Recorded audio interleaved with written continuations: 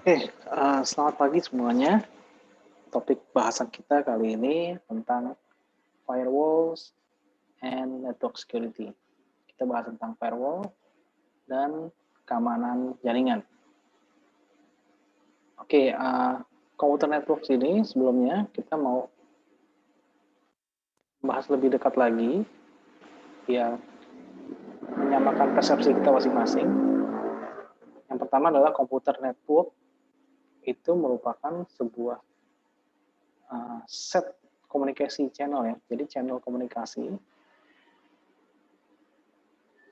yang terconnecting komputer device. Jadi terhubung dengan komputer device. Jadi kita bisa enable, bisa membuat mereka itu, komputer device itu, bisa saling untuk bertukar data secara elektronik. Jadi data elektronik bisa saling bertukar. Secara simpel, network concept itu, connection itu, bisa digambarkan sebagai berikut. Jadi ada dua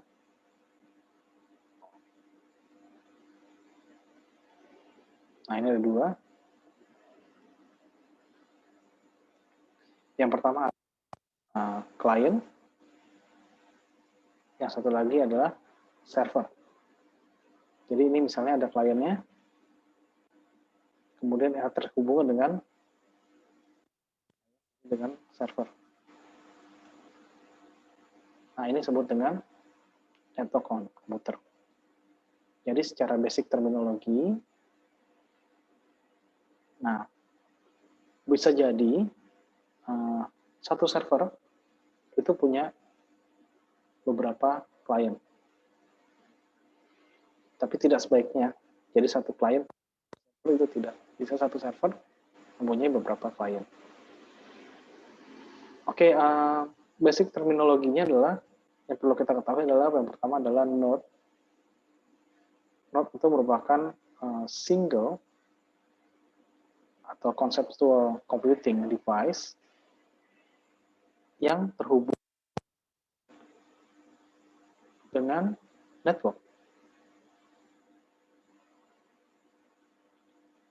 Nah, yang kedua adalah host. Host itu adalah actual physical computing. Jadi ini benar-benar physical komputernya. Itu host. Kalau yang node itu hanya secara konsep. Bisa digambarkan, bisa berupa titik gitu seperti itu. Tetap kalau host itu adalah secara fisikal. Nah, yang terakhir adalah link. Koneksi antara dua host. Jadi ada dua host atau dua node. Nah, itu tengah-tengahnya disebut dengan link.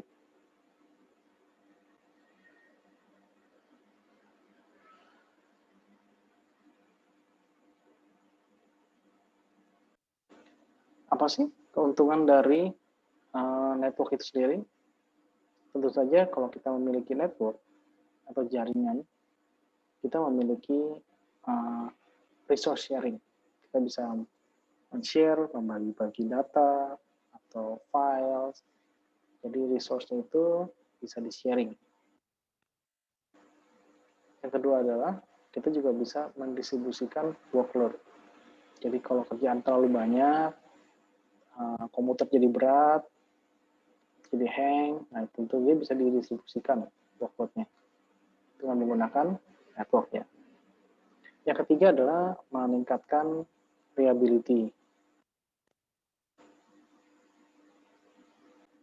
Reliability itu adalah lebih terpercaya. Jadi bisa memperforming konsistensi secara baik. Lebih trustworthy, lebih terpercaya. Yang keempat adalah bisa scalability atau bisa di-expand, bisa diperbesar dengan adanya jaringan atau network. Network juga punya kelemahan, vulnerability. Jadi ada beberapa karakteristik yang membuat jaringan itu jadi lemah atau rentan di-attack, diserang. Itu salah satunya adalah anonymity. Anonymity itu merupakan suatu kondisi di mana boleh dikatakan anonimus atau tidak dikenal. Nah, konsep ini, anonimus ini yang jadi mudah untuk jaringan dalam jaringan itu terkenalnya adalah anonimus atau tidak terkenal. Jadi bisa akses, tapi tidak tahu siapa itu. Yang kedua, many point of attack. Jadi kalau banyak node atau banyak host, jadi banyak titik-titik yang bisa di-attack, yang bisa diserang. Jadi kalau dari satu titik tidak bisa, dia bisa menyerang ke titik yang lain. Begitu juga dengan titik yang selanjutnya. Jadi banyak poin yang bisa di-attack. Resource dan workload sharing. Ini juga ada kemungkinan untuk kita bisa share virus juga. Di sini karena sharing, satu komputer kena virus, bisa cenderung semuanya kena juga. Dan keempat adalah sistem complexity. Jadi itu saja bukan hanya satu, karena berhubungan dengan network, jadi semakin banyak. Nah, itulah menjadi kompleks. Di sisi lebih kompleks. Yang kelima, unknown boundary. Artinya tidak ada batasan. Kalau bicara hanya network yang skala kecil, ya. Tapi kalau udah internet, dari semua daerah, negara, bahkan dunia, itu kita bisa saling berhubungan dan saling berinteraksi dengan satu dengan lainnya. Karena tidak mempunyai boundary.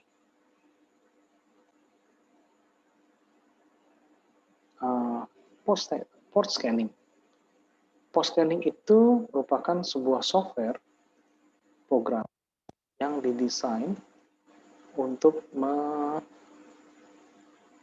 memilah atau mengeksamin, mencari satu atau lebih IP dan record di mana portnya kebuka. Port are open, jadi port open. Nah, ini bisa ketahuan juga. Ini merupakan salah satu vulnerability yang present. Jadi setiap komputer tentu saja kita punya port. Nah, port scanning itu bisa kelihatan, oh kita ini lagi kebuka yang mana sih? Seperti itu. Jadi kita ada pintu, nah pintu mana sih yang terbuka? Jadi itulah celah-celah yang bisa di-attack atau diserang oleh attacker ya. Attacker atau security analysis bisa gunakan port scanner untuk mengevaluasi strength atau weakness atau kekuatan atau kelemahan dari network itu sendiri. Jadi kalau memang portnya banyak dibuka, ya makin weakness, makin rentan. Kalau banyak ditutup-tutupin, jadi makin strength. Jadi attacker juga bisa menggunakan port scanner juga, bisa melihat mana yang dibuka portnya.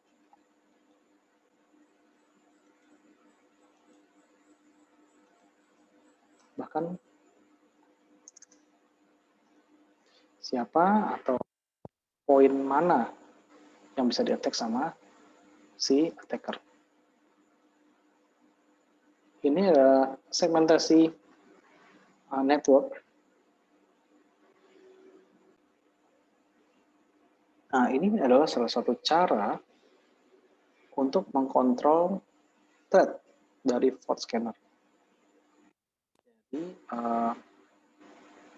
yang diimplemented segmentasi networknya, kita buat segmentasi, memisah-misahkan menjadi beberapa subnet atau subnetwork.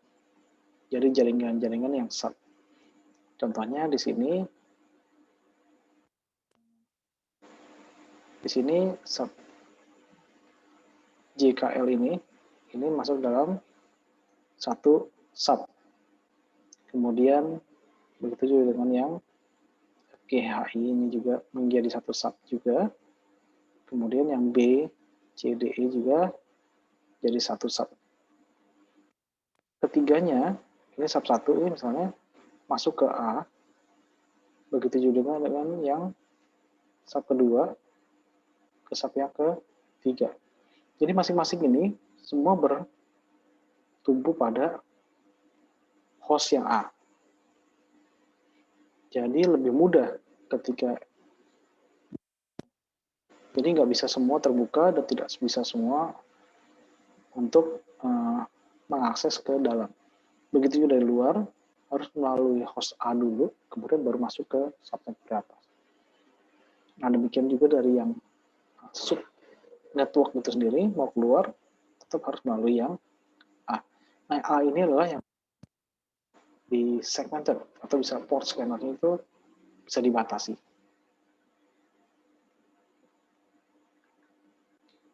Firewalls. Nah, firewalls adalah sebuah device atau bisa berupa hardware, bisa berupa software, atau bisa yang memang didesain untuk yang pertama untuk mengautorisasi outsider. Jadi user dari luar itu bisa di autorisasi sehingga bagaimana aksesnya ke dalam sebuah network dibatasi. Pembatasan itulah menggunakan firewall. Juga bisa dibatasi juga mengenai usernya yang bisa dari transmitting yang sensitif information atau accessing misalnya kita membatasi user untuk tidak bisa melihat semuanya atau YouTube hanya YouTube anak saja atau site-site tertentu, site-site yang memang berbahaya dengan virus itu bisa dibatasi seperti itu. Nah, itu menggunakan firewall. Jadi firewall itu local network yang lokal yang biasa kita pakai atau yang di sub network dari outside, dari global network, dari global yang di luar. Firewalls itu juga bekerja untuk menginspecting inbound dan outbound paket. Jadi paket yang dalam maupun keluar, masuk ataupun keluar, bisa kita pilah-pilah atau kita bisa lihat. Nah, jadi seharusnya tidak ngeblok atau bisa kita blok atau bisa kita allow atau izinkan. Nah, itu menggunakan firewall juga. Jadi kita harus benar-benar mengimplementasikan firewall supaya bisa mengurangi threat dari network itu sendiri, khususnya dari global network.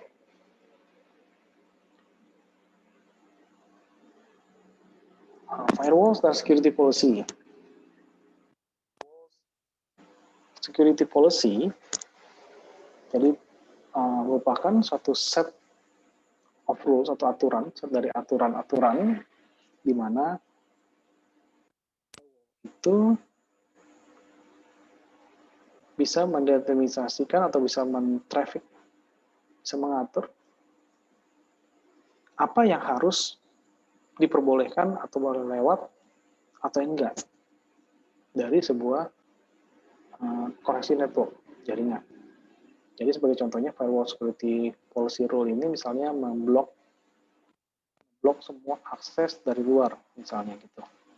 Atau mengizinkan semua akses dari luar. Nah, contoh yang lain misalnya kita bisa mengizinkan akses dari luar tapi hanya aktivitas tertentu saja. Atau bisa mungkin hanya subnetwork saja, atau hanya host saja, atau aplikasi-aplikasi tertentu saja, atau hanya user tertentu saja, yang lain nggak bisa. Bisa jadi. Atau, nah, firewall juga bisa mendefault security policy juga. Misalnya ada defaultnya, misalnya permitnya bisa di default. Jadi langsung otomatis default permit itu izinnya diizinkan atau di-deny atau ditolak. Jadi kalau memang default-nya itu ya diizinkan, jadi semuanya di-allow. Kalau yang ini, kalau di-deny ya semuanya ya allow-nya deny. Atau nggak boleh gitu, dibatasi.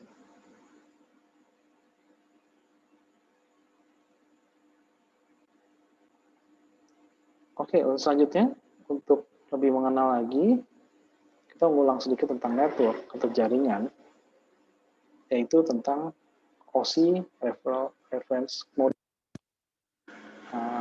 Materi ini biasanya dipakai, bisa dipelajari di komputer network ya.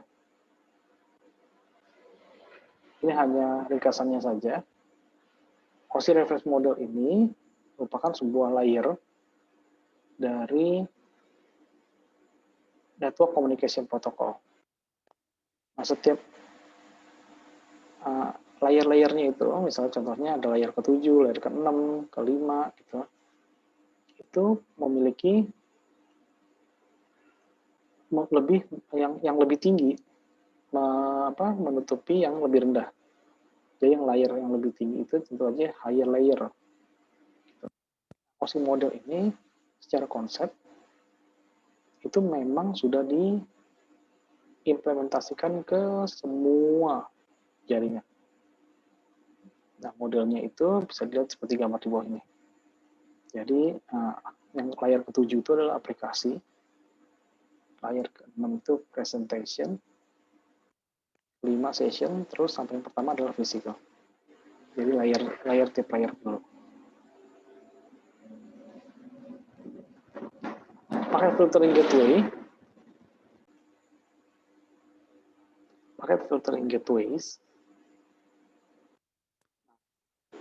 pakai filtering gateway itu merupakan screening router, ada tipe firewall yang bisa meregulasi network boundary access. Misalnya melihat itu source atau destination IP address. Nah, ini destination IP address untuk setiap paket. Melihat tipe beberapa transport protokol juga bisa kelihatan juga, contohnya HTTP, FTP, dan lain-lainnya. Jadi, pakai filtering gateway itu contohnya misalnya port filtering. Jadi paket yang tidak menerima atau firewall network security atau DISC. Jadi ini di luar dari firewall network security. Jadi di luar dari firewall security policy itu, di luar dari itu adalah paket filtering gateway. Nah, gateway itu seperti yang tadi bicarakan tadi, port filteringnya itu ngurusin tentang HTTP, FTP, telnet, seperti itu di luar dari policy yang ada dari. Oke, ini paket filteringnya seperti ini kurang lebih. Jadi langsung ya dari luar, dari internet masuk ke telnet misalnya. Jadi masuk keluar. Jadi bisa langsung dengan adanya paket filtering bisa kelihatan, oh ini nggak layak, langsung dibuang. Langsung nggak bisa dari luar ini nggak bisa langsung masuk ke dalam karena ada filteringnya, ada gateway filteringnya. Misalnya kita mau untuk yang HTTP Google gitu misalnya. Jadi ketika di Google mau akses sesuatu di sini nggak bisa langsung dibuang. Gitu. Pakai itu ya filtering gateway. Stateful inspection firewalls.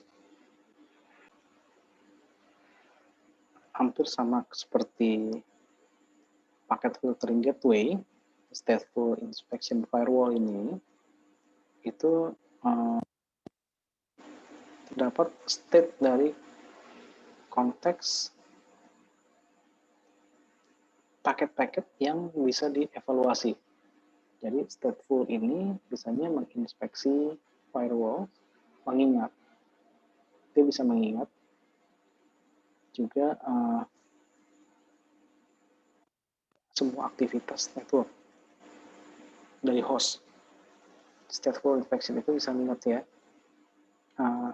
Tujuannya adalah untuk tujuan dari stateful inspection firewall ini biasanya untuk identify, mengetahui hostnya kalau misalnya ada threat atau ada ancaman dari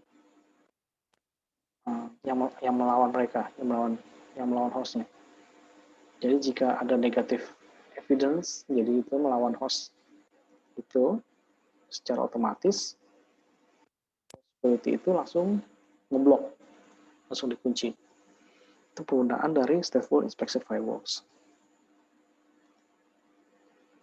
Nah, ini seperti ini, kira kurang lebih. Jadi kalau ada stateful inspection firewalls, jadi ketika dari internet masuk, kemudian ada 10, 1, 3, 1, langsung diblok. Nah, ini langsung secara otomatis, oh ini nggak ada. Bukan nih. Jadi dari sini masuk sini, ke sini. Dari sini ternyata tidak ada. Harus kan 4 atau 3, gitu kan. Atau 2, atau 1. Paket bodong nih. Paket yang kosong. Yang langsung otomatis, traffic langsung dibuang. Itu menggunakan stateful inspection firewalls.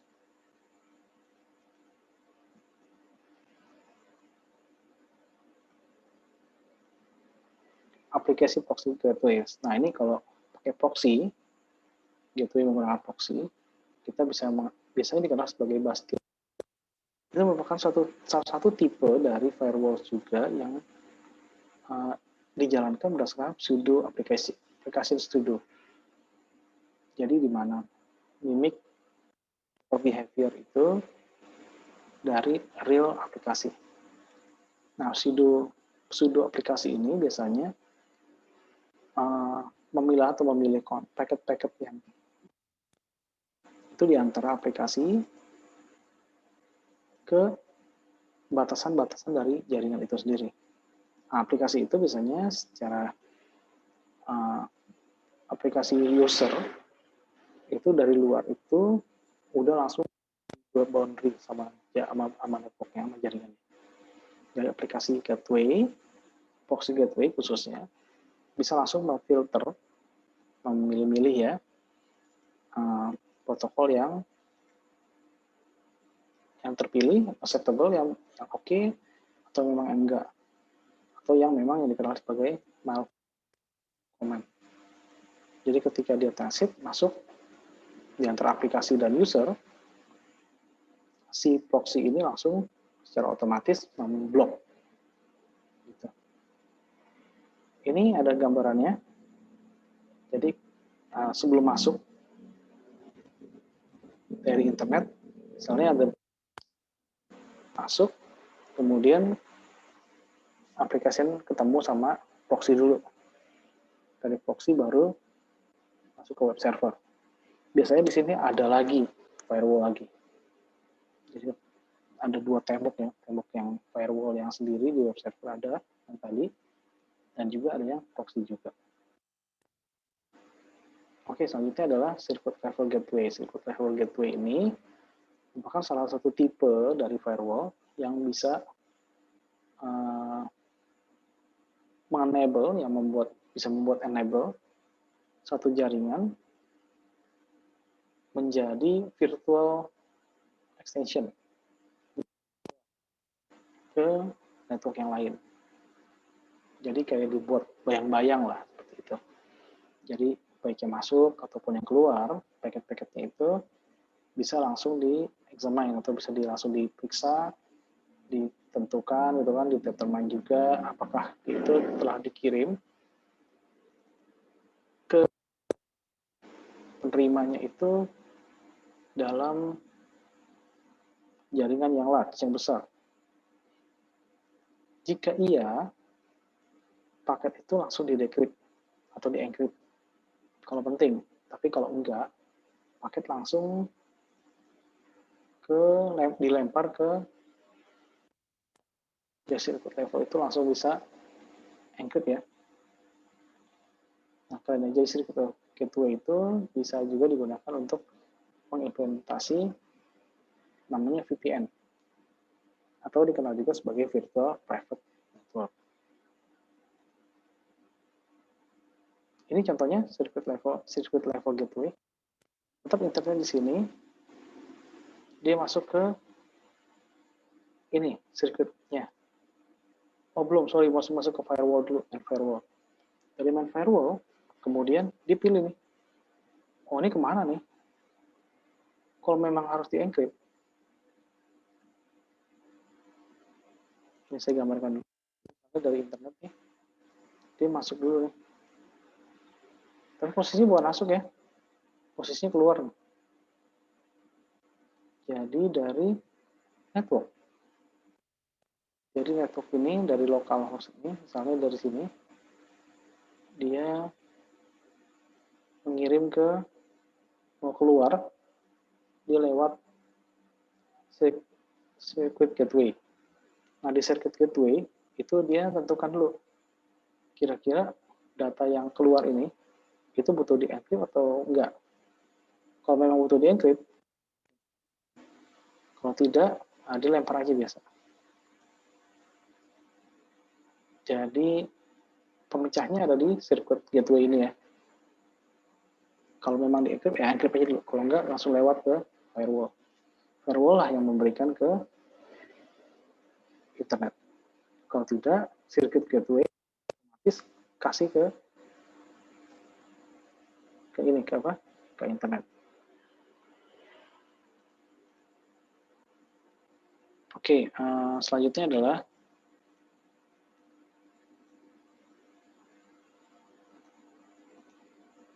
guard. Nah, ini guard itu merupakan tipe advance ya, tipe tingginya dari firewall itu sendiri. Nah, ini biasanya memilih juga konten-konten packet yang lewat transit melalui network boundary-nya. Guard firewall namanya. Guard itu secara konsep itu sama aplikasi. Tapi dia itu lebih apa ya? Lebih powerful lah, lebih sophisticated gitu loh.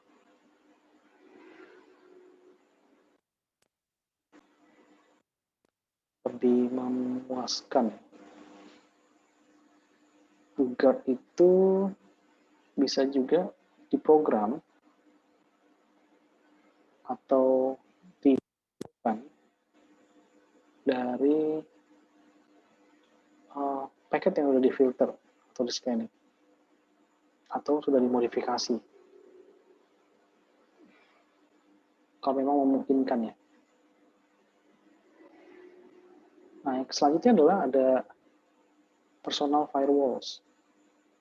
Nah, personal firewalls itu secara kontras, firewall itu bisa diimplementasikan dapat dipisah-pisah dan misalnya hardware-nya atau personal firewall merupakan firewall yang khusus mengimplementasi software program. Jadi kalau firewall sendiri itu memang ada di hardware juga, ada di software juga. Tapi kalau personal firewall aja itu biasanya firewall yang ada di software. Nah, personal firewall itu terinstall dalam sebuah memang secara computing device ya, secara hardware dan menginspeksi inbound, justru ke dalam. Oh, ke dalam dan keluar juga network traffic. Jadi walaupun dia itu di-block atau diizinkan untuk passing through. Nah, personal firewalls ini bisa juga digunakan untuk melindungi tentu aja atau personal computer device yang lain dari attackers tentu saja ya. Virus bisa juga atau bisa juga malware menggunakan personal firewalls. Enkripsi dan network security. enkripsi merupakan salah satu yang the most, yang paling powerful tool yang powerful yang secara single itu untuk melindungi jaringan keamanan. Network security teknik itu biasanya kalau kita kenal ada beberapa teknik untuk network security, encryption network teknik. Encryption teknik itu misalnya contohnya link encryption, end-to-end encryption. Ada juga virtual private VPN. Kalau kalian kenal juga, ada juga yang namanya secure shell, SSH. Itu bisa untuk itu ya, internetnya. Ada juga yang TLS nih, transport layer security. Kalau kalian kenal juga, ada yang namanya IPsec, IP security protocol, ada sign code, ada juga yang tentang enkripsi mail khusus. Nah, itu adalah semua adalah network encryption teknik untuk mengencrypt jaringan. Oke, selanjutnya ada 6 kebenaran mengenai firewall. Yang pertama, firewall bisa melindungi only if they control the entire perimeter. Jadi, dia hanya bisa melindungi yang bisa dikontrol aja. Kalau dia masih dalam kontrol dia masih bisa lindungi dari perimeter yang dikontrol. Tapi kalau di luar itu nggak bisa. Yang kedua, firewall itu ternyata tidak melindungi data yang di luar dari perimeter. Ketiga, kalau dari luar, firewall itu the most visible component. Jadi nampak sekali, kelihatan sekali. Oh, ini firewall-nya dari sini. And are hence attractive target or attack. Jadi langsung kelihatan. Oh, ini tahu nih firewall-nya di sini, langsung diambil. Gitu. Kalau dari luar, jadi istilahnya secara hardware bisa kelihatan. Firewall juga must be properly periodically. Jadi harus secara berkala itu dikonfigurasi. Jangan didiamkan aja, nanti tiba-tiba sudah bobol.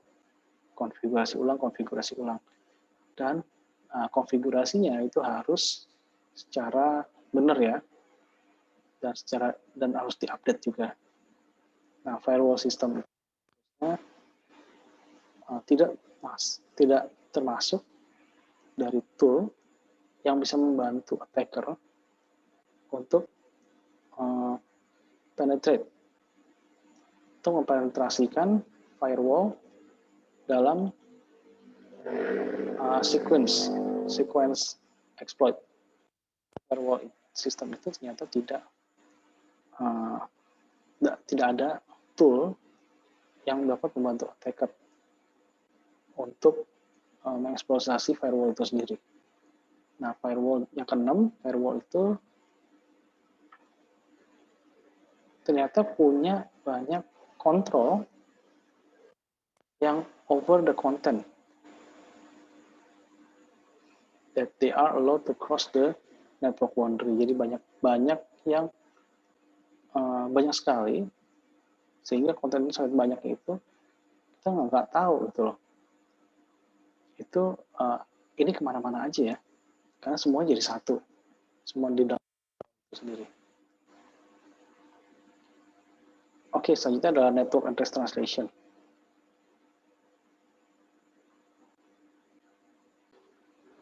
Oke, pada network address translation, host itu di dalam sebuah network, batasan network.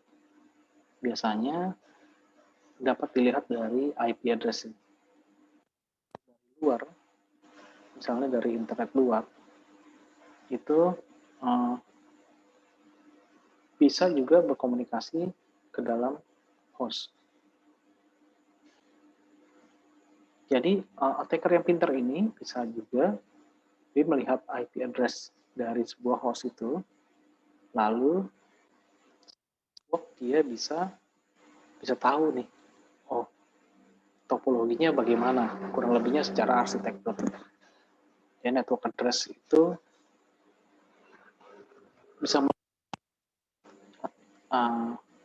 alur-alurnya atau jalan-jalannya kemana dari sebuah host-host. Nah, firewall itu bisa mengimplementasikan namanya NAT, Network Address Translation. Jadi ini tujuannya adalah untuk meng-hide atau diumpetin itunya, address-addressnya, jadi secara struktur dan internal network itu nggak bisa kelihatan. Jadi bisa nggak ketahuan apa domainnya, hostnya nggak ketahuan gitu. Kalau nggak, nanti networknya bisa kelihatan. IP address itu, paketnya itu bisa secara internal, itu bisa diganti dari IP address dari firewall yang ada dalam sebuah network. External host tentu saja mengirim ulang ke firewall IP address. Jadi bukan langsung hostnya ya, tapi dia ke IP address karena alamatnya adalah alamat firewall. Jadi daripada menggunakan IP address yang internal hostnya, dia hanya mengganti dengan NAT ini, dia mengganti IP address yang internal host menjadi firewall IP address-nya.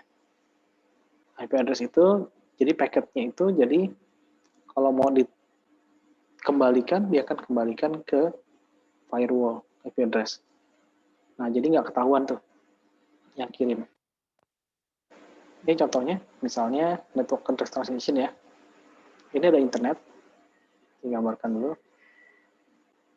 Nah, ini internet nih. Gitu ya. Ini dari ini host yang internal, eksternal, destination, tujuannya. Nah, ketika si 1.35 itu ngirim paket, ini paketnya nih, 1.35 kan, dia pasti kan lewat firewall. Ketika dia lewat firewall, ini IP address-nya firewall, beda sama yang di sini, yang source-nya. Nah, paketnya sama, yang dikirim, tapi asalnya ke 173 ini. Nah, ketika dikirim paketnya itu, sekarang paketnya sama, cuma source-nya udah berubah. Udah bukan dari aslinya lagi, udah langsung source-nya ke sini. Jadi ketika diterima sama host yang eksternal nih, yang di luar, itu ternyata yang dapat adalah yang alamat dari si IP address firewall-nya itu. Jadi ketika si host itu mau ngetek atau mau apa, dia nggak tahu paket itu dapat dari mana. Jadi paket ini kan ada source-nya. Jadi dia nggak langsung ke sini. Jadi harus lewat sini dulu. Gitu.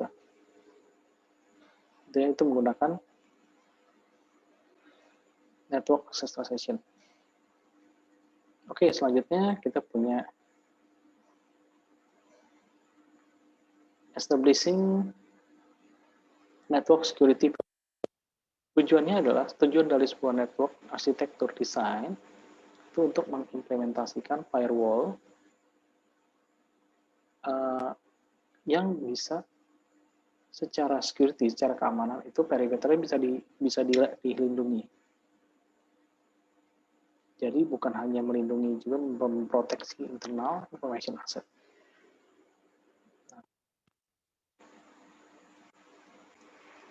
Nah, properly design network security perimeter, jadi perimeter yang secara network itu bisa mengurangi jumlah dari attacker dari luar. Nah, tambahannya adalah security perimeter. Jadi batasan-batasan perimeter itu, area dari security itu juga bisa, kalau bisa juga melindungi sub network juga dan memperkuat security itu sendiri. Nah, unlock-nya bisa dilihat dari city with multiple layer or gate and walls. Seperti kita pelajari sebelumnya itu, misalnya ada satu kota, dia punya layer dan gate and wall seperti ini contohnya. Jadi kota yang ada gate-nya juga ada wall-nya jadi seperti itu. Jadi perimeter ini kok semakin besar, semakin banyak yang bisa dilindungi atau di coverage. Jadi less valuable asetnya juga makin banyak yang bisa dilindungi, dia lebih close, lebih dekat ke luar, boundary yang keluar. Jadi while more valuable asetnya semakin valuable, makin penting, harus diprotect ke multiple ring ya. Jadi lingkaran yang semakin banyak lingkarannya, semakin banyak multiple-nya, semakin banyak area, makin kecil, makin ke dalam. Sebagai contohnya, misalnya kita punya internet, kemudian ketika mau masuk dari sini, itu langsung ring pertama itu jaga dengan namanya firewall outer. Nah, ini mengcover, ini cover area covernya, perimeternya. Ini yang dilindungi oleh si outer firewall. Kalau sudah bisa tembus ini, ternyata ada lagi firewall yang namanya inner firewall. Inner firewall ini melindungi perimeter yang di dalamnya. Seperti ini. Jadi, si node ini dilindungi oleh dua firewall. Gitu. Jadi enggak lebih secure, lebih aman. Ya. Dengan perimeter untuk bisa harus dikatakan multiple. Jadi berlapis, yang disebut dengan security berlapis. Oke, sampai sini dulu. Teman-teman, nanti minggu depan kita lanjut lagi dengan topik yang berbeda.